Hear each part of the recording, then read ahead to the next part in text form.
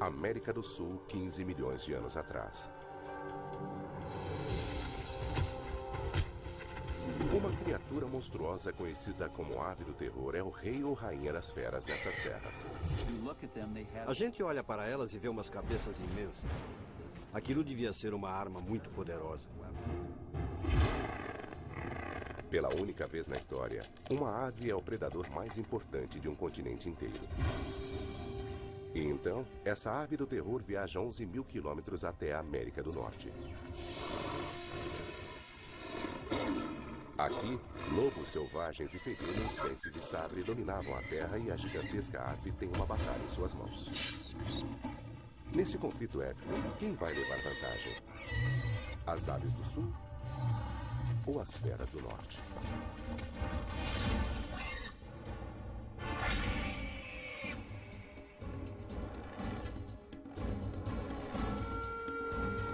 Predadores pré-históricos, aves do terror.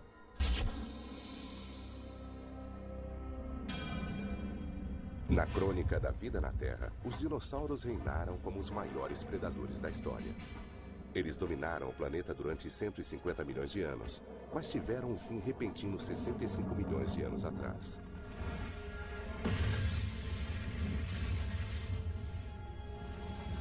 Muitos acreditam que um asteroide ou um cometa tenha destruído os dinossauros completamente. Depois que eles desapareceram, o cargo de predador máximo ficou vago. Os mamíferos se tornariam grandes predadores no resto do planeta, mas na América do Sul as coisas ficaram diferentes. O istmo do Panamá ainda não tinha aparecido e a água rodeava o continente. Neste isolamento, a evolução tomou um rumo estranhamente diferente. O continente era uma ilha gigantesca adornada com savanas abertas e limitada por florestas. Aqui, os mamíferos eram herbívoros dóceis que iam de grandes preguiças a criaturas couraçadas estranhas como o gliptodonte.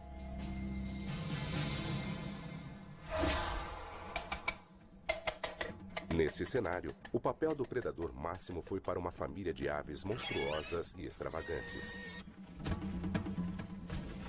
Hoje nós as chamamos de aves do terror e estiveram no domínio durante 58 milhões de anos.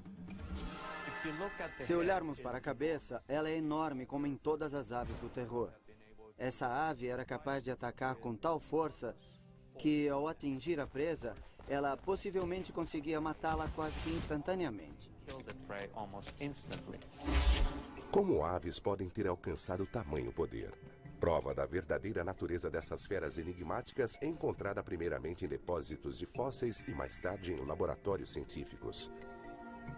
Mas a família da ave do terror permanece ainda um grande mistério.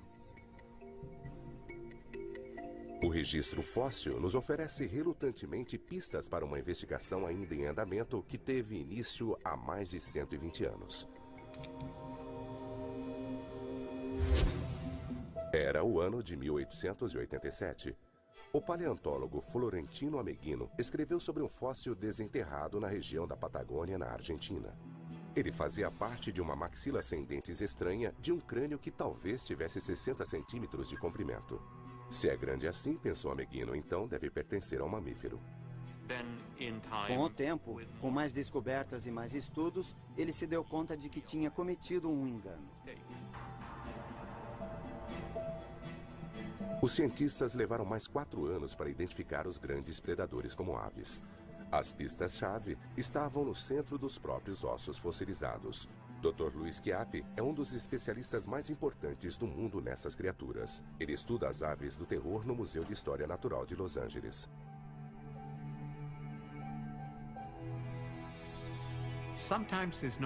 Às vezes não é fácil diferenciar um osso de ave de um que pode ser tanto de mamífero quanto de réptil. Mas uma coisa que em geral é bastante consistente é que os ossos das aves são ocos e têm paredes finas comparadas com as dos ossos dos mamíferos e répteis. Aqui na minha mão direita tem um osso de crocodilo e dá para ver a diferença. Com o tempo, uma quantidade grande de fósseis foi descoberta. Aves, sim, Mas de que tipo? Elas eram sem dúvida grandes e com certeza não voavam. E então, crânios com bicos afiados e curvados apareceram. Isso significa que aqueles monstros eram carnívoros. Quando eles finalmente encontraram um crânio completo de uma ave do terror, eles souberam que não era um mamífero sem dentes, mas que de fato era uma ave predatória. Uma gigantesca ave predatória. Bicos curvados e garras afiadas são duas características que as aves do terror partilham com todos os raptores modernos. Mas aumentadas em uma ave de 2 metros e 180 quilos, o resultado é assustador. Nos 100 anos depois da primeira descoberta, cientistas recolheram fósseis suficientes para identificar 17 espécies diferentes de aves do terror. Elas variavam largamente em tamanho e viveram em diferentes épocas durante um período de cerca de 60 milhões de anos. Mas em 2005, o inesperado aconteceu. Surgiu na Argentina o que parecia ser uma ave do terror completamente nova. Um aluno do ensino médio, Guilherme Aguirre Zabala, estava procurando fósseis com um amigo quando eles se depararam com uma descoberta histórica. Guilherme, hoje estudante de paleontologia em Buenos Aires, interessava-se por fósseis desde que era menino.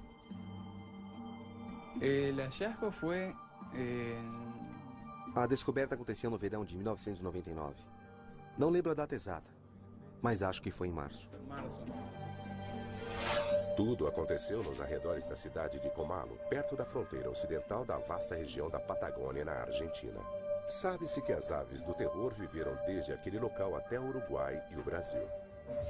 Nosotros ya habíamos encontrado algún que otro fósil, unas mandíbulas. Como já tínhamos encontrado alguns outros fósseis, sabíamos onde procurar e como reconhecê-los. Conocer los fósiles. Este particularmente estaba. Este, em especial, estava quase que totalmente enterrado. Quando nós encontramos os primeiros pedaços, entramos em contato com o Museu de Paleontologia de Bariloche, que foi onde aprendemos a escavar ao redor dos fósseis e a extraí-los. Onde aprendimos a extraer fósiles.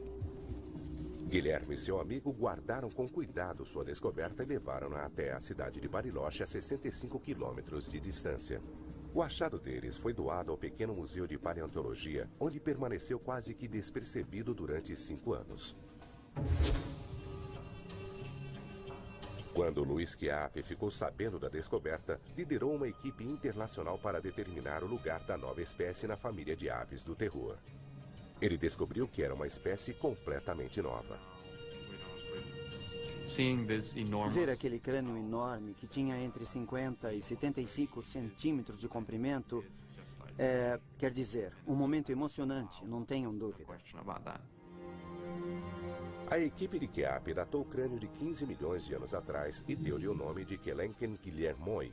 Quelenquen, que significa espírito nativo patagoniano, e Guillermoi para Guilhermo.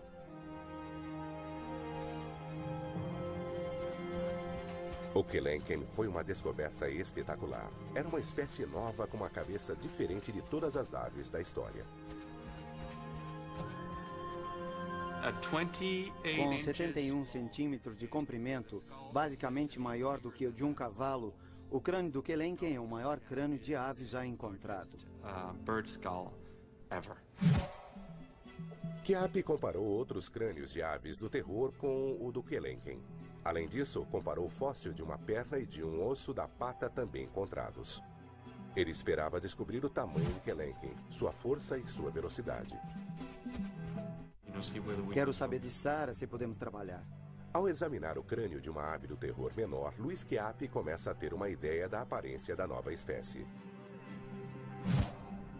Enquanto isso, em Bariloche, a paleontóloga Sara Bertelli analisa os ossos do Quelenquen no museu local. Comparando medidas desses poucos espécimes com outras aves do terror, eles conseguirão calcular as dimensões críticas do próprio Quelenquen. Embora o crânio seja a descoberta mais espetacular, um osso completo da perna também trouxe algumas surpresas. Este é o osso que em seres humanos corresponderia à ligação entre o tornozelo e os dedos do pé. As proporções do osso da perna são inesperadamente reduzidas para tamanha ave. Algumas outras espécies grandes de aves do terror têm uma estrutura densa e acredita-se que tenham sido predadores lentos. O Kelenken com esses ossos é diferente.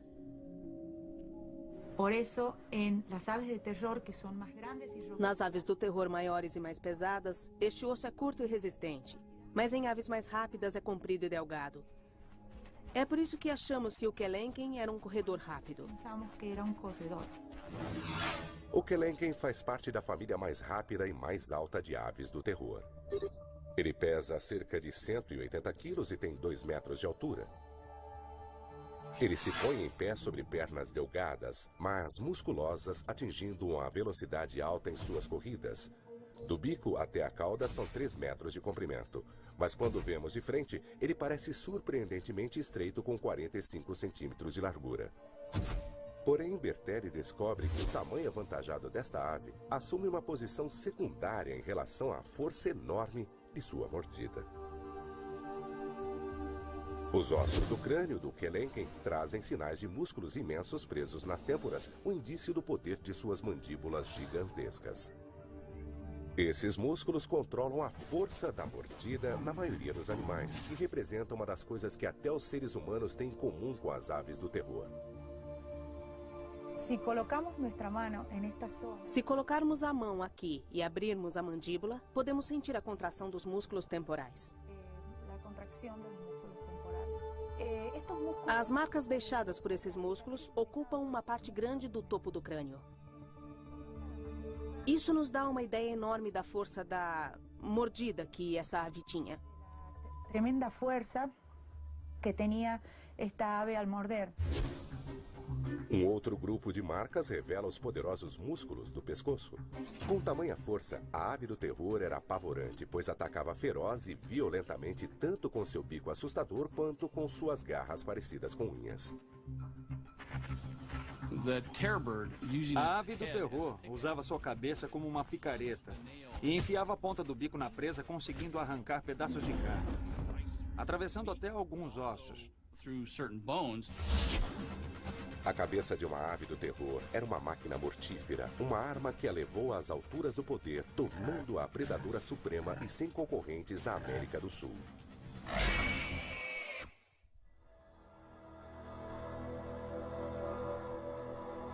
A cabeça da ave do terror Kelenken está levando a uma nova pesquisa sobre esses extraordinários predadores. Os fósseis de crânios da família das aves do terror são provas de seu uso como armas para ataques rápidos e eficientes. Mas agora, a tecnologia avançada pode nos dizer como esses crânios funcionavam. Muito bem, vai ser emocionante. Nos Estados Unidos, 2 cientistas se preparam para usar um tomógrafo médico para investigar a estrutura interna dos crânios das aves do terror. Larry Whitmer é professor de anatomia na Universidade de Ohio. Ele está recebendo Bob Chandler, especialista em aves do terror da Universidade Estadual da Geórgia. O que vamos fazer agora? Vamos alinhá-lo aqui para que possamos centralizá-lo e enquadrá-lo com o raio de luz do raio-x. Vamos depois focalizar o laser aqui em cima e vai dar certo. O processo, que dura menos de 1 minuto, pega o crânio de uma ave do terror e o vira do avesso. Mas a imagem que ele produz vai fornecer pistas sobre a natureza e comportamento daquelas aves enquanto elas viveram e caçaram.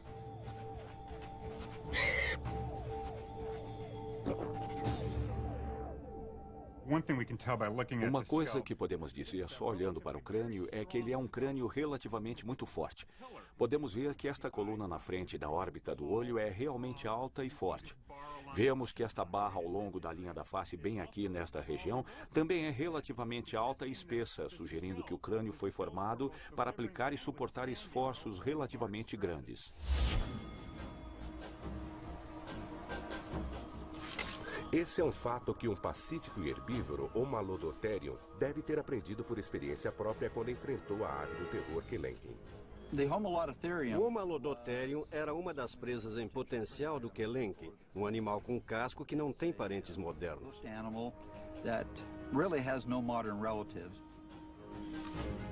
Andando devagar, o Malodotterium com 275 quilos era 50% mais pesado que o Kelenken. A caça dele exigia uma estratégia específica. Uma das possíveis estratégias do Kelenken seria a de atingir a base do crânio do animal e tentar paralisá-lo.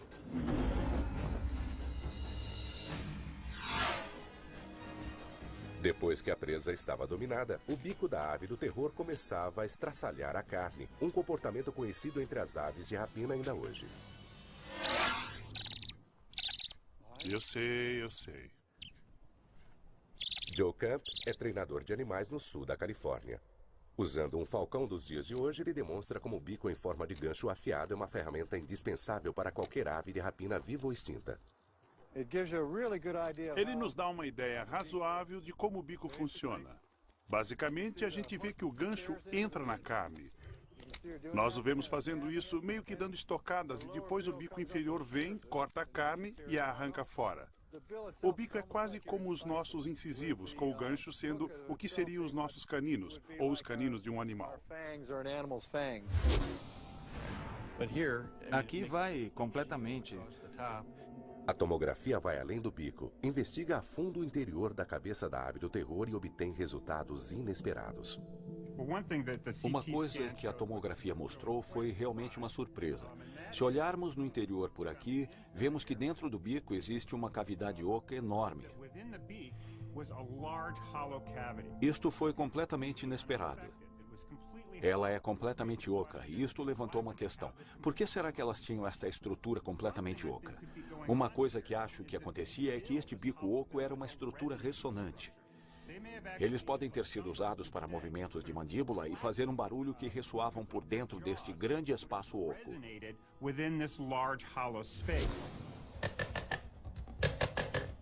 O ruído da ave do terror pode ter sido um som familiar nas savanas pré-históricas. Mas qual era a sua finalidade? Um chamado para o acasalamento? Um sinal de alarme? A tomografia não consegue responder essas questões, mas consegue nos mostrar como as aves do terror conseguiam ouvir bem esses sons. Vamos dar um zoom aqui no ouvido e ver se conseguimos ver o que há aqui dentro. Não sobrou nada de tecido mole da ave do terror, mas o espaço deixado por órgãos como o cérebro e o ouvido interno mostram em detalhes como eles eram. Isto se chama cóclea e é o órgão da audição. O que isto nos mostra é que ela é longa e reta. Seu tamanho avantajado sugere que a ave era capaz de discriminar sons muito bem. E é no ouvido interno que a tomografia revela o sistema crítico de controle da soberba agilidade da ave do terror. O que podemos ver nas aves do terror é uma série de canais finos, longos e delicados. O que isto nos sugere é que ela tinha um senso de equilíbrio muito sofisticado para fazer os movimentos de virada que um predador perseguidor precisa fazer. O que vemos aqui é o equipamento neural que permitia que isso acontecesse. Um pequeno animal lutando para se esconder teve pouca sorte com a ave do terror que lhe tirou pedaços e engoliu-os inteiros. Um exemplo chocante de gratificação instantânea.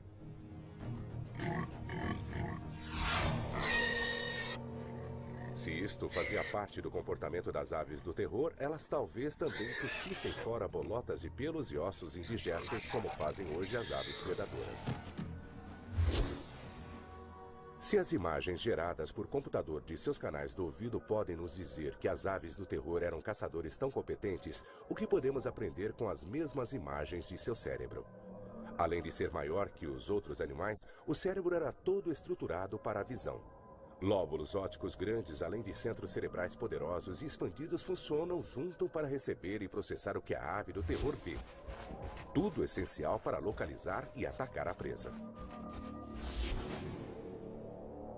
Há também a surpreendente falta de um bulbo olfativo de bom tamanho, o que significa que ela não fazia muito uso do faro. Isso sugere fortemente que ela era uma predadora altamente ativa ao invés de carniceira.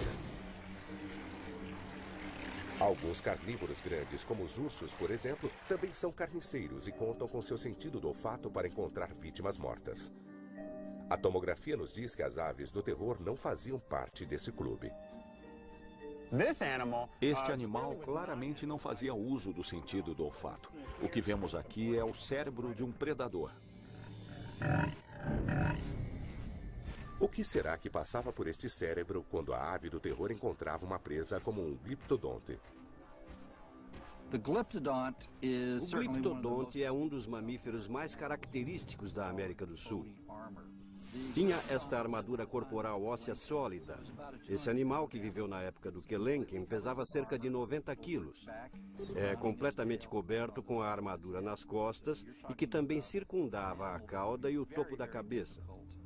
Estamos falando de um animal que seria muito difícil de ser morto, simplesmente por causa daquela armadura óssea, que talvez tivesse 2,5 cm de espessura. É aqui que entra em ação a capacidade cerebral da ave do terror. Agora, apesar de termos aquela piada que diz que o cérebro das aves é pequeno, este cérebro é, na verdade, relativamente grande, e estes centros mais altos aqui são os córtex cerebrais. O que podemos ver nesta ave do terror é que os cérebros são expandidos. Isso significa que esses animais, na verdade, tinham capacidade de lidar com coisas diferentes e com problemas em seu meio ambiente. Este era um animal que conseguia resolver problemas. E o gliptodonte, provido de uma armadura sólida, era definitivamente um problema. Eu vejo o Kelenken meio que rodeando este gliptodonte e tentando descobrir como pegá-lo. Vai analisando, checando e estudando.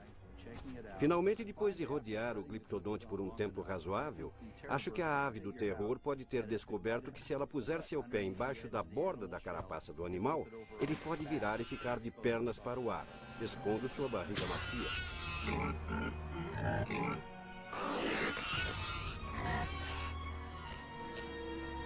A América do Sul era uma cornucópia de presas para o Kelenken e seus parentes. Sendo um predador ativo, uma ave do terror de 200 quilos tinha de comer entre 10 e 15 quilos de comida por dia, e o continente isolado fornecia isso. Para aquelas aves, era um provável jardim do Éden.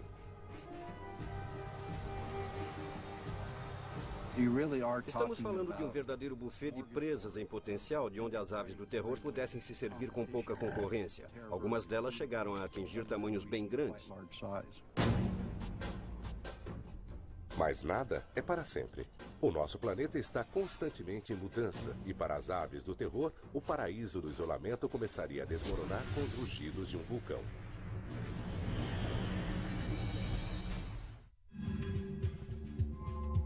Até 1961, os cientistas achavam que as aves do terror tinham vivido apenas na América do Sul. Mas um pedaço de perna e uma parte de um dedo do pé levantaram uma possibilidade nova e intrigante. Quando o Titanis foi encontrado na América do Norte, ninguém acreditou. Achava-se que era outra coisa. Este vídeo mostra cientistas trabalhando embaixo d'água no Rio Santa Fé, na Flórida, no exato local onde eles encontraram fragmentos de uma criatura identificada como Titanis valeri, a primeira e única ave do terror conhecida na América do Norte.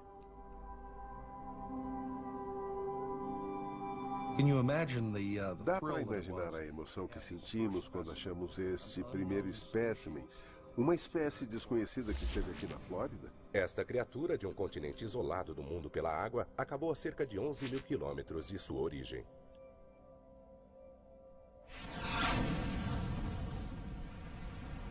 Sua estrada foi pavimentada pela lava e cinza dos vulcões da Terra.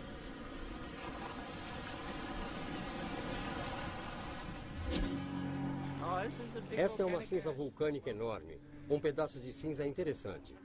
Na região central do Oregon, o geólogo Greg Retalak mostra ao paleontólogo George Duckler como os vulcões podem mudar rapidamente a paisagem. É um tipo de rocha vulcânica eruptiva bastante diferente. Retalak diz que o depósito no Oregon foi criado por uma erupção antiga no Círculo de Fogo do Pacífico, uma série de mais de 400 vulcões que circundam o Oceano Pacífico desde a Nova Zelândia até o Chile. Parte dessa série está no Panamá, onde as Américas do Norte e do Sul antigamente ficavam separadas por uma porção de água. Os dois continentes foram unidos por uma atividade vulcânica no istmo da América Central no final do Mioceno, quando a ave do terror estava viajando. A ligação foi formada amplamente pelos vulcões que produziram lava que surgiram do mar além da elevação das placas tectônicas. Mas tem mais coisas nessa história. As selvas nativas da Terra Nova, na América Central, não era o tipo de meio ambiente por onde as aves do terror teriam migrado. É aí que entram os depósitos de cinza vulcânica como aqueles do noroeste do Pacífico.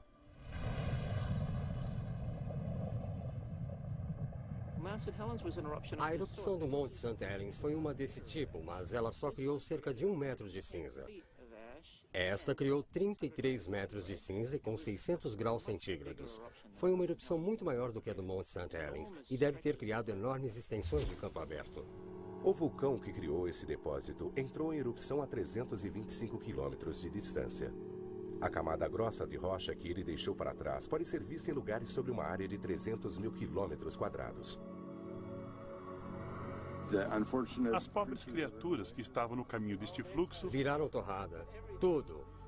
As árvores, os animais, todos os tipos de coisas. Tudo virou torrada. 600 graus centígrados. É pior que um crematório.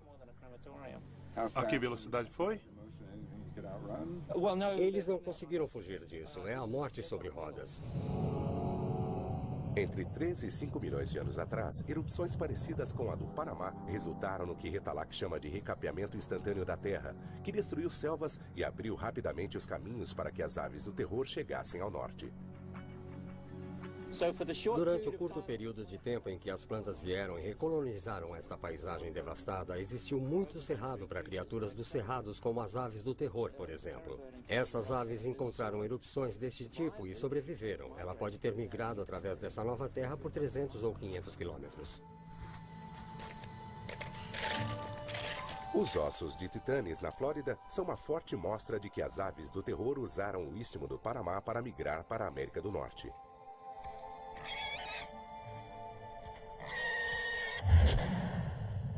Quando os vulcões preencheram o espaço entre os dois continentes, a ponte de terra resultante tornou a migração possível. As aves se espalharam pelas savanas conhecidas, agora acessíveis por meio do novo itinerário. Acho que as aves do terror são como muitas outras espécies, que caso o habitat esteja disponível, elas vão ocupá-lo o mais rápido possível. Desde a descoberta em 1961, apenas um punhado de fósseis de aves do terror norte-americanas foram encontrados. Atualmente existem 42 espécimens de titanes na América do Norte. 41 desses espécimens residem aqui no Museu de História Natural da Flórida. Sem um crânio ou qualquer outro fóssil grande, é quase impossível para os especialistas montar uma imagem completa da ave do terror norte-americana. Tudo o que eles têm para trabalhar são fragmentos insuficientes de ossos. Irv Quittmeyer calculou as dimensões-chave para o titanes através da comparação das proporções dos ossos de outras espécies de aves do terror. Por exemplo, ele usou o fragmento da base da perna do titanes para descobrir a extensão total do osso. Quando examinamos este osso, vemos que ele é bastante largo e tal base deve ter sustentado uma haste longa de osso e uma ave alta. A maneira como isso devia funcionar pode ser ilustrada por essas bolas de argila e réguas. Em uma base pequena, isso aqui poderia cair. Então ele precisava de uma base grande para manter tudo no lugar e com uma menor aqui. Então, uma base grande, uma haste longa de osso, uma ave alta. Uma menor com uma haste menor, uma ave menor. O jogo de números de Quittmeyer envolvia a comparação de dimensões de 16 espécies de aves do terror. Ele até investigou a siriema da América do Sul, o parente vivo mais próximo daquela ave. Os cálculos forneceram as dimensões críticas necessárias para construir um esqueleto de metal espetacular de um titanes para o Museu da Flórida. Uma imagem completa da ave do terror.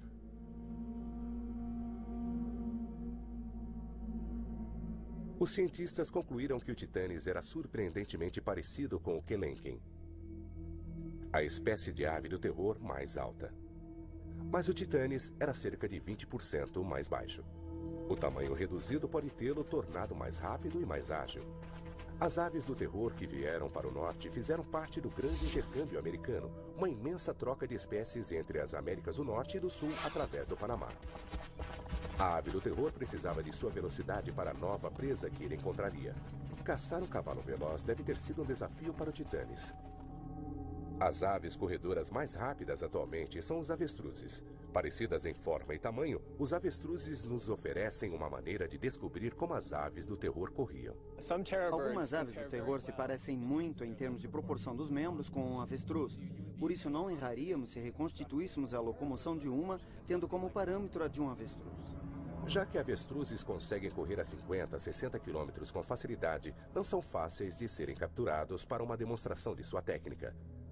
Então, o biólogo Kevin Middleton convidou o ginasta Henry Holloway para ir ao campus da Universidade da Califórnia, em São Bernardino, para explicar como as criaturas como os avestruzes ou aves do terror conseguem correr tão depressa. Holloway vai mostrar como pernas humanas conseguem funcionar como pernas de avestruz com a ajuda de um equipamento especial. São pernas de pau. Esta é uma estrutura de alumínio, com uma mola de folha de fibra de carbono que vai devolver a força que você aplicar. As pernas vão permitir que Henry corra como um avestruz imitando os tendões longos e flexíveis nas pernas das aves. Mas a anatomia dos ossos também faz parte da equação. Este é o osso da coxa, o joelho, a tíbia e o pé. Em uma ave, o pé seria muito mais comprido. Uma ave corre apoiada nos dedos da pata. Uma pata mais comprida é importante porque dá efeito alavanca maior para os músculos e permite passadas mais largas. Os joelhos visivelmente invertidos em uma ave que corre depressa são, na verdade, os tornozelos do animal. É uma ilustração dramática do comprimento dos ossos dos pés e quanta potência eles fornecem. Vamos lá. Para Henry Holloway, as pernas mecânicas altamente tecnológicas essencialmente alongam seus pés humanos curtos, dando-lhe a capacidade de correr como uma ave do terror. Vai!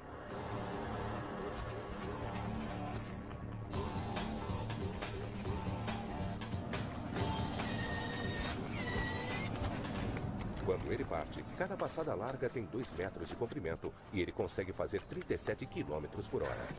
As aves do terror, com pernas e músculos maiores, tinham passadas de 3 metros e provavelmente conseguiam fazer 65, o mesmo que os avestruzes fazem hoje. Durante uma caçada em alta velocidade, o Titanes tinha de correr ao lado de cavalos primitivos para evitar coices das pernas traseiras deles. A ave do terror atacava com eficiência desta posição de deslocamento. Um golpe forte do bico em forma de picareta na parte traseira do pescoço provocava um ferimento grave, que fazia com que o animal sangrasse até a sua liquidação final.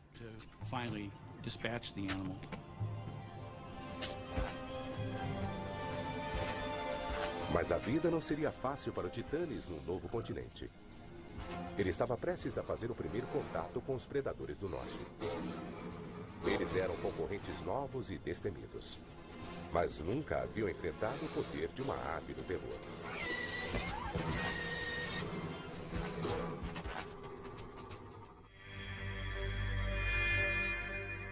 Por volta de 5 milhões de anos atrás, onde hoje é a parte sudeste dos Estados Unidos, um recém-chegado misterioso da América do Sul se alimenta de um cavalo primitivo. A ave do terror era a predadora máxima em seu antigo lar, mas aqui na América do Norte, ela enfrenta a concorrência de criaturas que ela nunca tinha visto antes. Na mesma época em que o Titanes estava aqui na América do Norte, havia também um pequeno lobo conhecido como lobo Edwards, ou Canis eduardi, que era menor do que os lobos cinzentos atuais, mas eram maiores do que um coiote.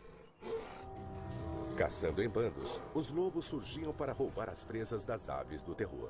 Mas este era um desafiante que elas nunca tinham visto. Eles dependiam do instinto e se disseminaram. Esta é uma batalha pela atenção. Quem consegue desviar a atenção do outro combatente? Para que direção e durante quanto tempo? Se você se distrai por tempo suficiente para ter de lutar contra um lobo, não vai querer gastar sua energia tentando manter outros lobos afastados. Sabe-se que os lobos modernos vencem suas presas pelo cansaço, e seus primos pré-históricos provavelmente faziam o mesmo. Acho que provavelmente o momento decisivo era quando o Titanes achava que sua vida estava em perigo. Quando a ave do terror percebe que está em menor número em nível estratégico, ela provavelmente não vai consumir energia naquela carcaça. Provavelmente vai desviar a sua energia para outra coisa. A situação é crítica para o Titanes. Conforme os lobos se aproximam, sua atenção se volta para a fuga. Nenhum dos lados consegue aguentar o embate, e uma troca rápida será decisiva.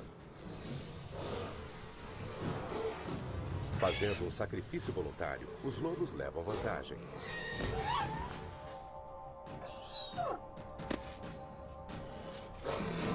Depois de aprender a lição, a ave do terror se retira, e sua inteligência nativa vai fazer com que mude sua estratégia de caça.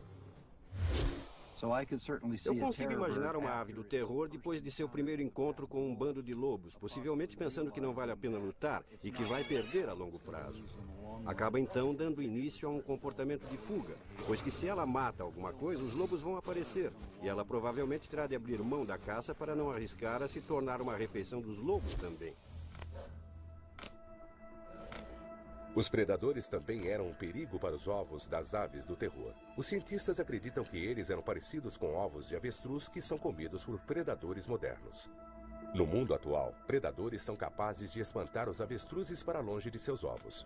Predadores pré-históricos, entretanto, talvez tivessem de esperar até que o ninho da ave do terror ficasse desprotegido. Se os ovos dessas aves eram iguais aos dos avestruzes, qual seria a sua resistência? Para testar essa hipótese, colocamos uma tábua de madeira sobre um ovo de avestruz e acrescentamos pesos de ferro com 10 quilos cada sobre ela. A tábua concentra todo o peso em um ponto da casca, mas mesmo com essa tensão, o ovo suportou 80 quilos antes de finalmente quebrar-se.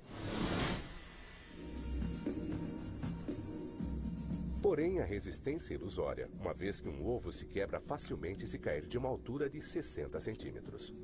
Um ovo batendo contra o outro também se quebra. Um lobo Edwards talvez precisasse de apenas um pouco de persistência para quebrar o ovo de uma ave do terror e obter a refeição saborosa guardada ali dentro.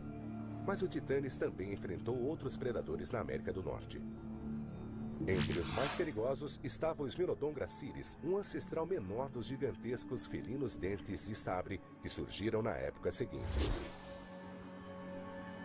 Um encontro entre guepardos e avestruzes pode refletir a maneira como os felinos antigos escapavam das aves do terror adultas. Seus filhotes, por outro lado, já era outra história. Eu consigo visualizar uma ave do terror fêmea com seus filhotes passeando.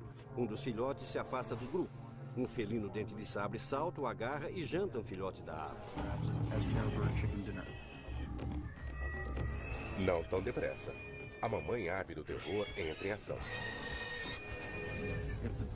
Se o felino dente de sabre não conseguir escapar, a ave vai assumir uma postura ofensiva e vai usar suas garras para atacar o peito do animal.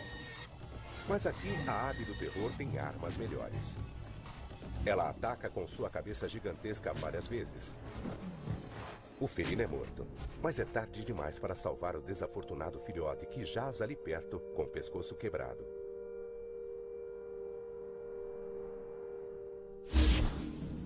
A vida na América do Norte deve ter sido muito mais difícil para as aves do terror do que era no Sul. Aqui elas enfrentaram predadores como felinos e lobos destinados a evoluírem e se tornarem as megaferas no futuro. Estes novos concorrentes ameaçaram a existência das aves do terror.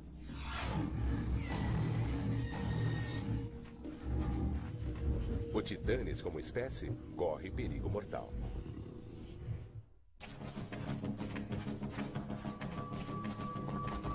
O reinado das aves do terror durou quase 60 milhões de anos. Elas foram predadoras supremas na América do Sul e imigrantes aventureiras no Norte. Sua extinção é um enigma complexo que os cientistas ainda estão tentando desvendar.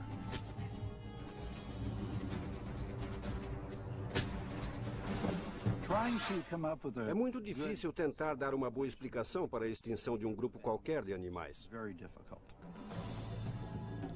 Um fator pode ser o grande intercâmbio americano. A mistura de espécies migrando entre as Américas do Norte e Sul, tornando a vida das aves do terror mais difícil. Uma das coisas que podemos analisar é a falta de competição com outros predadores e o fato de que quando você começa a ver predadores norte-americanos, cães e felinos, etc., surge um aumento na concorrência pelo suprimento de comida. 2 milhões de anos atrás, as aves do terror na América do Norte e do Sul podem ter sofrido uma pressão muito grande para conseguir comida, quando os felinos de dente de sabre começaram a partilhar o seu território. A pressão dos predadores e adversários podem ser 2 fatores para a extinção das aves do terror, mas existe um fator ainda maior. Na minha opinião, aquelas aves não foram superadas por predadores mamalianos. Na verdade, houve uma mudança climática global. 2 milhões de anos atrás, a Terra entrou em uma série de eras do gelo. As geleiras do norte seguraram a água do oceano em forma de gelo. O nível dos oceanos baixou e isso fez com que o nível dos lençóis freáticos também baixasse em lugares como a Flórida, onde o Titanes vivia. A paisagem secou. Vai haver muito mais vegetação seca e isso afeta a disponibilidade de alimento para as presas. Então vamos ter uma mudança nos números e na variedade de animais que servem de alimento para o Titanes. É uma espécie de efeito dominó, com a mudança no clima liderando a extinção consequente do Titanes. Na América do Sul, os Andes continuaram a se expandir para cima como vinham fazendo há milhões de anos, bloqueando o índice pluviométrico. Com o decorrer do tempo, as savanas ao seu leste se tornaram estepes mais secas, destituindo mais adiante o habitat das aves do terror. Meio ambiente, predação, competição. Estes são os suspeitos no mistério das aves do terror e o motivo pelo qual seu longo reinado chegou ao fim. Seria apenas um ou uma combinação de todos os 3? Ainda é cedo para ter certeza, mas faz parte do desafio que estamos enfrentando nesta ciência. Conforme desenvolvemos nosso conhecimento sobre esses animais e os compreendemos um pouco melhor. Podemos até chegar à questão principal, que é saber por que eles não estão mais entre nós. O epílogo da história da ave do terror ainda está se revelando nas escavações de fósseis na Flórida. Enquanto se sabe que essas aves grandes vagaram sobre a Terra há milhões de anos, já se considerou possível que os Titanes, a última das aves do terror, pode ter vivido há apenas 10 mil anos. Isso significa que ele pode ter tido contato com seres humanos. Não vimos nenhum fragmento de Titanes. Provavelmente não é o meio ambiente certo para essa espécie. É o tempo certo, a era certa, mas não é o meio ambiente certo. Os cientistas Richard Albert e Bruce McFadden conduzem uma escavação em uma depressão pantanosa, onde os sedimentos guardam fósseis do grande intercâmbio americano. Era importante solucionar o enigma da linha do tempo do Titanes. Seres humanos na mesma região que as aves do terror podem tê-las caçado até sua extinção. Se o Titanes viveu até cerca de 10 mil anos atrás, uma explicação possível para a razão dessas aves terem sido extintas foram as influências humanas. Pois está bem claro que naquela época os seres humanos estavam se espalhando por toda a América do Norte. O problema era esse. Em terra firme, os fósseis são encontrados em camadas sedimentares. A posição das camadas normalmente corresponde à data do fóssil. Mas os fósseis de Titanes foram encontrados embaixo d'água, onde o rio Santa Fé os tinha transportado. De onde vieram esses fósseis? Por que eles são encontrados como fósseis de indivíduos distintos no meio de um riacho e não presos em sedimentos no terreno pantanoso? Mergulhadores encontraram fragmentos de Titanes misturados com ossos de animais que viveram há 10 mil anos. Então, que idade eles têm na verdade? Bruce McFadden resolveu este mistério através das assinaturas de minerais nos fósseis. Ele comparou os ossos de Titanes com os ossos de espécimes muito recentes e outros que, se sabe, viveram há 2 milhões de anos. Quando os ossos se tornam fósseis, eles absorvem minerais dos lençóis freáticos locais. E esses minerais são característicos de cada período de tempo. Assim, os fósseis que são formados em diferentes épocas têm sinais químicos diferentes.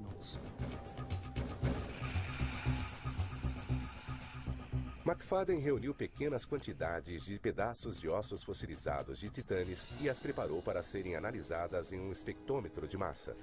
O resultado lhe deu um perfil claro dos elementos químicos nos ossos das aves do terror, uma prova conclusiva de que elas viveram muito antes do homem antigo ter chegado à América do Norte.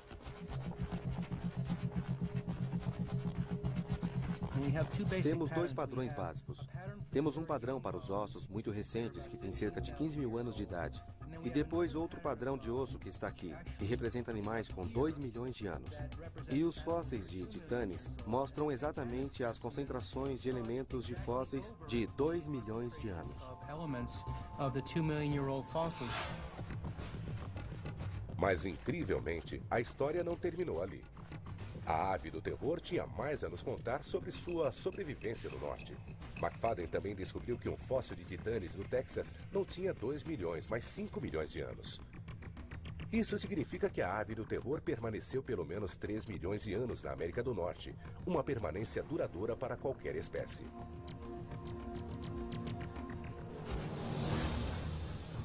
É uma prova notável de adaptação e ajustamento final para esta família espetacular de predadores.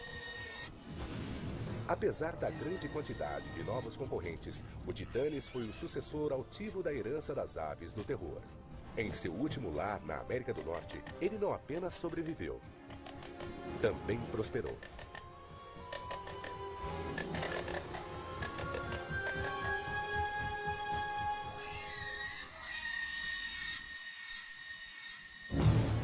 Versão Marshmallow São Paulo.